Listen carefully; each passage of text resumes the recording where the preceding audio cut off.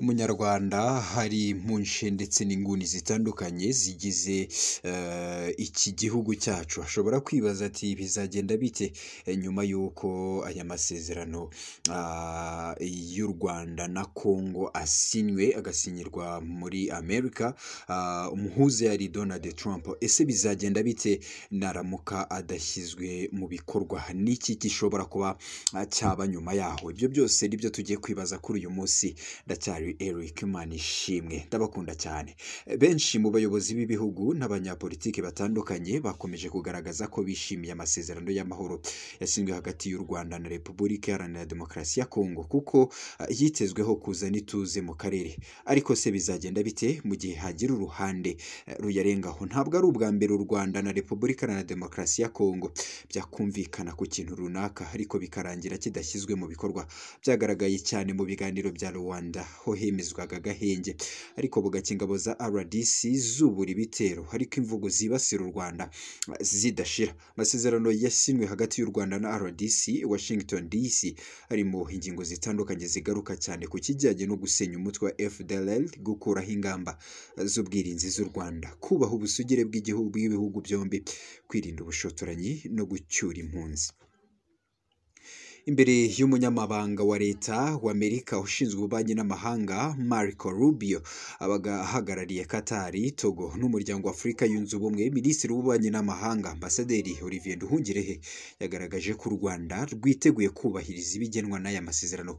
Mu ijambo rya Ambasaderi Olivier Nduhungirehe yagaragaje impungenge ku byerekeye iyubahirizwa ry'aya masezerano, asaba ko Amerika yakomeza guherekeza impande zombi mu rugendo rwo kuyashyira mu bikorwa, kuko hari ubwa mbere cyangwa se bitaba bibaye ubwa mbere hasinywa ibintu nk'ibi ngibi ariko ntibyubahirizwe. Ati tugomba kwemera ko hari ugushidikanya gukomeye mu karere kacu no hanze yako, kuko amasezerano yabanje menshi atagiye ashyirwa mu bikorwa. Nta gushidikanya ku rugendo ruri imbere rutazoroha, ariko ku bufasha bukomeye bwa Amerika n'abandi bafatanyabikorwa twizera ko tugeze ahantu hadufasha guhindura ibintu. Noneho u Rwanda rwiteguye gukorana na RDC kugira ngo rushyire mu bikorwa ibyo rwiyemeje. Nyuma yo gusinya aya masezerano, Minisitiri Nduhungirehe na mugenzi we wa RDC Therese Kayikwamba Wagner bakiriwe na Perezida Donald Trump muri Amerika. Mu ijambo Nduhungirehe yavugiye muri White House, Nduhungirehe yongeye kugaragaza impungenge ku bushake bwa RDC bwo kubahiriza aya masezerano, asaba Trump kuzababa hafi. Yagize ati urakoze cyane Perezida, uyu munsi ni umunsi w'amateka kubera ko ari ugusinya amasezerano y'amahoro hagati ya Kongo n'u Rwanda mu kurangiza amakimbirane amaze imyaka 30. Mu bihe bishize hari uburyo bwinshi bw'ubuhuza bwabaye ariko nta na bumwe bwatanze umusaruro. Yakomeje agaragaza ko impamvu ubuhuza bwa Amerika bwatanze umusaruro ari imikorere myiza y'ubuyobozi bwa Donald Trump n'izindi ngingo nshya zashyizwe mu masezerano. Ati twizera ko ari ukubera ubuyobozi bwawe no kwiyemeza kwawe muri uru rugendo, ariko kandi no kubera uburyo bushya bwajemo ikijyanye n'imikoranire by'ubukungu, ikintu cy'ingenzi cyane kizafasha u Rwanda na RDC gukorana, kuko iki ni igice gikize cyane gifite ubucuruzi bwambukiranya imipaka, gifite amabuye y'agaciro n'imitungo kamere. Nduhungirehe yashimangiye ko aya masezerano azatanga umusaruro Amerika nikurikirana ishyirwa mu bikorwa byayo. Ati Amerika nikomeza kuba hafi y'u Rwanda na RDC, twizera ko tuzagera ku mahoro arambye, kandi nk'uko mugenzi wanjye RDC abivuze, ni ingenzi ko Amerika ikomeza kwiyemeza, kubera ko uyu munsi twasinye ariko dukeneye gushyira mu bikorwa ibyo twasinye kugira ngo twinjire mu cyerekezo gishya mwavuze cy'uburumbuke, kugira ngo dusarure inyungu z'ubukungu zishingiye ku mahoro.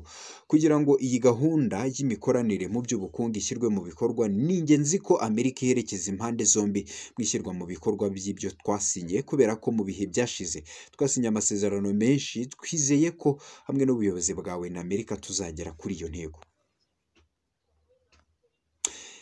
Hashobora kandi kuba hafatwa ibihano ku bazaba batubahirije amasezerano. Uretse Minisitiri Nduhungirehe, impungenge kwishyirwa mu bikorwa ry'aya masezerano ryanagaragajwe n'abanyamakuru bari bitabiriye umuhango. Umwe muri aba banyamakuru yabajije Perezida Trump kizakorwa muri aya masezerano yaba atubahirijwe. Trump yavuze ati tuzakorana nabo kugira ngo bishyirwe mu bikorwa. Bo ku giti cyabo bashobora kuba bashyira mu bikorwa aya masezerano, ariko tuzabashyiraho igitutu kugira kugira ngo bishyirwe mu bikorwa. Aba ni abantu babiri bashoboye kandi bazabikora, barabizi ko bagomba kubikora kuko bitagenze gutyo hazabaho ibintu bibi. Iki kibazo cyongeye gusubirwamo n'umunyamakuru Hariana Veras wasabye Trump kuvuga ikizaba amasezerano natubahirizwa. Mu gusubiza, Trump yagize ati navuga ko hazabaho ibihano bikomeye niba atabyubahiriza, ariko ntabwo ntekereza ko bazabikora, ariko dufite ibihano bikomeye by'ubukungu byitezwe mu kutubahiriza aya masezerano. Hagomba guherwa ku ngingo yo gusenya uyu mutwe wa FDLR, hakabona gukurikiraho iyo gukuramo ubwirinzi bw'ingenzi. Bivuze ko ingingo ya kabiri itubahirizwa, iya mbere izatangira gushyirwa mu bikorwa. Guverineri wungirije w'intara ya Kivu y'Amajyaruguru, igenzurwa rya AFC M23 Willy Manzi ni umwe mu bagaragaje ko batumva uko FARDC izasenya FDLR kandi iyirusha imbaraga. Ati abashyigikiye FDLR bashobora kuba bari mu kiriyo muri iki gihe. Ubutegetsi bwa Kinshasa bwasinyiye ubutumwa busa n'ubudasohoka bwo kwambura intwaro umutwe ufite imbaraga kurusha igisirikare cya Kongo bwacyo. Njye nitwa Eric Manishimwe, ndabakunda cyane, mukomeze mugubwe neza.